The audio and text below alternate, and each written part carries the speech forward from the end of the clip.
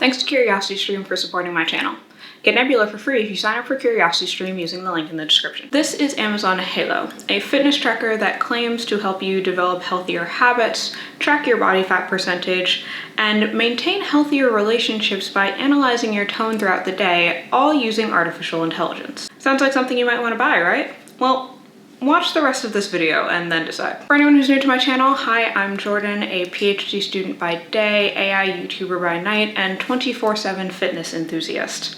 I've played most individual sports competitively at this point, from tennis to fencing to competitive figure skating, and when fitness trackers started coming out, I became mildly obsessed. Before trying the Halo, I had been wearing a Whoop strap and an Apple Watch Series 3, although I've also worn Fitbits and Garmin watches in the past. And from tracking my steps to tracking my recovery, I love finding new ways to visualize my fitness data, so when Amazon said they were going to come out with a new fitness watch, I knew I had to have it. I was able to get the Halo about a month ago through Amazon's early access program, which lets you apply for access to products that Amazon is not yet selling to the public at a discount. This program lets you purchase the Halo at about 30% off with 6 free months of access to the app, which you need to use the strap. And since then, for the past month, I've been wearing it pretty consistently to see whether it's actually as good of a fitness tracker as it seems, and particularly to see whether the tone tracking is actually as accurate or useful as Amazon claims. Spoiler, turns out it wasn't, but let's talk about the fitness side of things first. Unlike most fitness trackers I've tried, the Halo measures your activity as a function of light, moderate, and intense exercise, as well as the hours you spend sedentary. You'll get 2 points for every minute of intense activity, 1 point for every minute of moderate activity, 1 point for every 20 minutes of light activity, and you will lose a point for every hour over 8 hours that you spend sedentary. You can set your activity goal in terms of points for the week, and Amazon recommends that you have a goal of at least 150 points for the week, as recommended by the American Heart Association. Now, personally, I thought that this method was a little bit unintuitive at first, but once I got the hang of what my activity numbers meant, it was pretty straightforward from there on out. On the other hand, having a weekly tracker of my activity was a bit odd for me personally, as I found that if I got in a really good workout on a Monday, the watch would give me the impression that I was just good for the rest of the week. In hindsight, I probably should have increased my activity goal for the week, but I didn't really have a good sense of what number would be right for me, given the balance between light, moderate, and intense activity, as well as sitting at my desk for most of the day.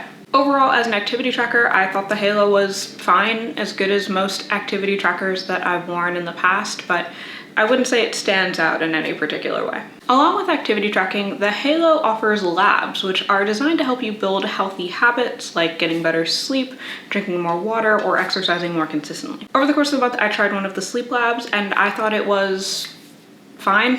It seemed to be designed as a challenge where I should be getting 8 hours of sleep back-to-back nights, but it didn't really give me any advice on the days where I wasn't able to meet that mark, so I didn't know how to change my behavior to actually develop that habit. Plus, as anyone who also read Atomic Habits during quarantine knows, habits take up to 2 months to really become automatic, so week-long labs didn't really seem to make a ton of sense to me. Plus, labs felt very similar to things like competitions on the Apple Watch or on Fitbits, but in the case of the Halo, you can't actually compete against anyone, which is kind of the whole fun of it. I'll also note that a lot of the labs are offered through other companies like Headspace, Weight Watchers, and 8Fit, so the whole thing kind of felt like a giant advertisement, which I didn't really love, given that I'd normally be paying $3.99 a month for this. Moving on to sleep tracking, the Halo tracks your sleep every night, giving you a sleep score based on how long you slept, how long it took you to fall asleep, how many times you wake up in the middle of the night, as well as a few other things. According to the app, anything over 85 represents a good night of sleep, but anything under 70 you should be a little bit concerned about.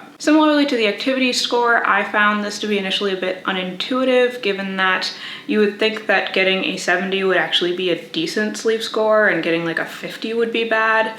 But once I got a sense for what numbers meant, it became a little bit easier to deal with. And otherwise, I found the sleep tracker to work just as well as most other watches that I've used with sleep trackers. I'll say that I have an Apple Watch and I don't use it for sleep tracking, mostly because the battery life of the Apple Watch I don't find to be particularly good for that.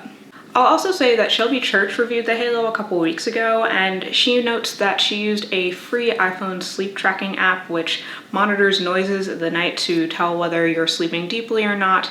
and found that it had basically the same results as the Halo watch. So you probably don't need to spend $100 on a watch and then $399 a month in order to get decent sleep tracking. And since I mentioned Shelby's review, I'll move on to the body fat estimation next. Body fat estimation was one of the 2 features touted by Amazon when the watch originally came out, as it's something that doesn't really exist on any other fitness tracker. It's also one of the 2 machine learning based features of the Halo. So the Halo doesn't monitor your body fat by itself. Instead, the app has you take pictures of yourself in different poses, and then it uses a machine learning algorithm to estimate your body fat percentage based on those photos. Now, I don't really think that body fat percentage is something that's particularly useful for the average person who isn't super into fitness to be monitoring in terms of monitoring their health. But for the purposes of this review, I was mostly interested in how accurate the body fat tracking was. So I had it estimate my body fat percentage, and I'm not going to tell you what that number was, but I did find that it was pretty similar to the number that shows up on my Smart Scale, which also does body fat tracking using impedance measurements. And contrary to what you might think, this actually does not bode well for the Amazon Halo, because Smart Scales that measure body fat are known to be off by up to 5% in either direction. And as you can see here, that's a pretty significant difference. In short, if the Halo is matching my Smart Scale, then I don't actually think the Halo's estimates are accurate. I also tried retaking the photos during different times of day, wearing different types of clothing while I was on my period. You get the point. And every time I got a different number that varied by about 5% in either direction. So whatever machine learning algorithm they're using, it doesn't seem to be particularly good at accommodating the changes that our bodies go throughout the day, every day. Now, to see exactly how accurate the Halo is, I would have to get something like a DEXA scan, which measures your body composition using X-ray absorption, but I didn't feel super comfortable doing that because COVID. However, in Shelby Church's review, she does go and get a DEXA scan, and the DEXA scan is about 5% lower than the Halo's estimation, which lines up with my experiences. In short, when it comes to the Halo, you probably don't need to be tracking your body fat percentage in the first place, and if you are planning to rigorously track your body fat percentage because you are a competitive weightlifter or something similar, I would stick with the DEXA scans. And finally, the thing that you've all been waiting to hear about, the tone tracking. So the Halo has a microphone in the strap that turns on and off throughout the day, recording snippets of your conversations in order to analyze your tone using machine learning. You can also do live tracking of your tone using the app. Amazon claims that the tone tracking is available to help you develop healthier relationships by learning when you're being too negative or when you might not be coming across the way that you intend. How well does it work? Well, I'll start on the machine learning side of things. In general, I found the tone tracking to be accurate. In fact, I'm using the tone tracking live right now, so I'll put it up here so that you can see what tone the Halo thinks I have.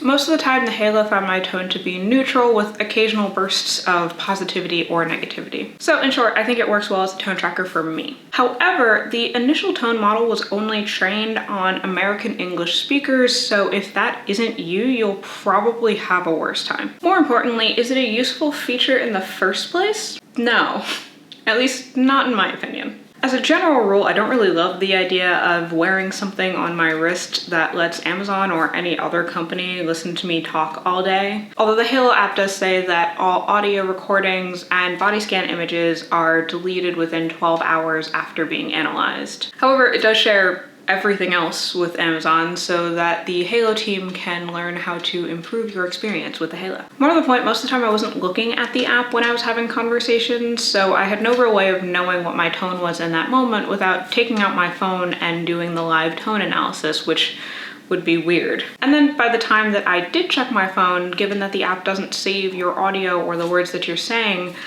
I had no recollection of what I said on November 9th at 9:27 a.m. that was negative or skeptical or however else the tone classified me. In short, I didn't really have a way of using the analysis from tone to improve my relationships. And even if I did, I really couldn't get over how creepy it felt to basically be a walking hot mic. In short, if you're looking for a fitness tracker, I would recommend looking elsewhere. The two most interesting features that set the Halo apart from other fitness trackers, the tone analysis and the body fat estimation, I found to be both unnecessary and not particularly useful, in addition to being very creepy. For people who are just curious about monitoring their activity but aren't particularly active, there are cheaper options to do sleep tracking and activity tracking. And for people who are more serious about fitness or fitness data nerds like me, it's probably in your best interest to go with the pricier option that will give you all of the information that you actually want. Amazon is planning to improve the Halo based on the feedback that they get from the customers in the early access program,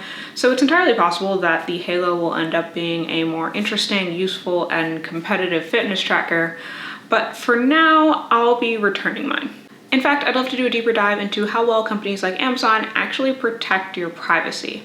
However, videos like that can be hard to do for YouTube because they're only really appealing to a small audience, which in the eyes of the YouTube algorithm makes them bad videos. That's why my creator friends and I created Nebula, a platform where you get to watch my videos ad-free and we can create and experiment with awesome content without having to worry about demonetization or paying tribute to the YouTube algorithm. We're thrilled to be partnering with CuriosityStream, a subscription streaming service with thousands of documentaries and nonfiction videos. Want to learn more about how algorithms are being used to analyze your emotions? Check out The Science of Deception, where scientists try to develop modern lie detectors. Where CuriosityStream is all about big budget nonfiction documentaries, we're creating Nebula so that education creators have a place to try out new content that won't work well on YouTube. You'll find some of your favorite creators from Up and Atom to Midlife Crisis to Braincraft, and you can find those deeper dives into interesting papers by watching my monthly Nebula Journal Clubs, where we untangle papers related to one of the topics I cover in my normal videos each month. CuriosityStream loves independent creators and wants to help us grow our platform, so if you click on the link in the description or use my promo code Jordan, you can get access to CuriosityStream for 26% off their annual plans, with Nebula included for free as long as you are a CuriosityStream member. That's less than $15 a year. Clicking on that link really helps out my channel, so if you'd like to support me while getting to see my videos ad-free, sign up for CuriosityStream and Nebula using the promo code Jordan or at curiositystream.com/Jordan. Otherwise, if you like this video, you can let me know by smashing the like button and subscribing to my channel. You can also check out my video on whether fitness trackers can predict whether you have COVID. If you want to follow my PhD life, you can follow me on Twitter and Instagram, and I'll see you on Monday. Bye.